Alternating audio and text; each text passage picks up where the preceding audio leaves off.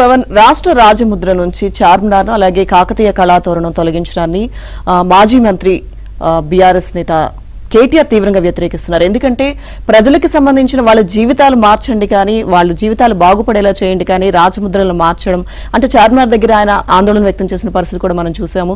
తీవ్ర స్థాయిలో వ్యతిరేకిస్తున్నారు. ఎందుకంటే ఇబ్బందులు పడుతున్న ప్రజలకు ఏదైతే ఎన్నికల్లో మీరు ఇచ్చిన హామీలు నెరవేర్చి వాళ్ళ బతుకులు మార్చండి కానీ ఇలా తెలంగాణ వారసత్వ సంపదను కానీ సంస్కృతిని కానీ అవమానపరిచేలా ఈ కళాతోరణం తీసేయడం కానీ చార్మినార్ అక్కడ రాజముద్రలో లేకుండా చేయడం ఇటువంటివి కరెక్ట్ కాదు. ఒక మూర్ఖపు చర్యగా ఏదైతే బీఆర్ఎస్ వర్కింగ్ ప్రెసిడెంట్ కేటీఆర్ దీన్ని అభివర్ణించారు.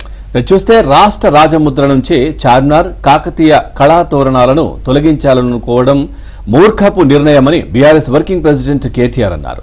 తెలంగాణ వారసత్వ సంపద సంస్కృతికి చార్మినార్ కాకతీయ కళాతోరణాలు ప్రతీకలని చెప్పారు. ఇక చార్మినార్ను తొలగించడం అంటే హైదరాబాదులను అవమానించడమేనని, కాకతీయ కళాతోరణం తీసేయడం అంటే వరంగల్ చరిత్రను అగౌరవపరచడమేనట్లేనని తెలిపారు. ఇక లోగోలు కాదు ప్రజల బతుకులు మార్చాలి, జనం ఎన్నుకున్నదే, అందుకనే విషయాన్ని పాలకులు గుర్తించాలి అని కేటీఆర్ పేర్కొన్నారు.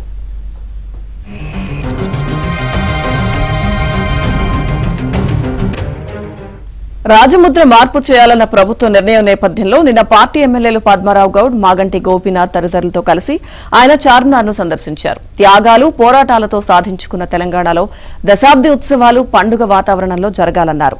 10 ఏళ్లలో రాష్ట్రంలో జరిగిన అభివృద్ధిని గుర్తించకుండా కాంగ్రెస్ ప్రభుత్వం మొండిగా వ్యవహరిస్తోందని ఆరోపించారు. కేసీఆర్ కు పేరు రాకూడదని, ఆయన పేరు వినిపించకూడదన్న రాజకీయ కక్షతో మూర్ఖపు నిర్ణయాలు తీసుకుంటోందని ధ్వజమెత్తారు. ఇచ్చిన వాగ్దానాలు నెరవేర్చండి, ప్రజలకు ప్రయోజనం చేకూర్చేందుకు ప్రయత్నించండి, మూర్ఖపు నిర్ణయాలు మానుకోండి అని హితవు పలికారు. రాజముద్రలో చార్మినార్ కళాతోరణాలను తొలగించాల్సిన అవసరం ఏమొచ్చిందని ప్రశ్నించారు.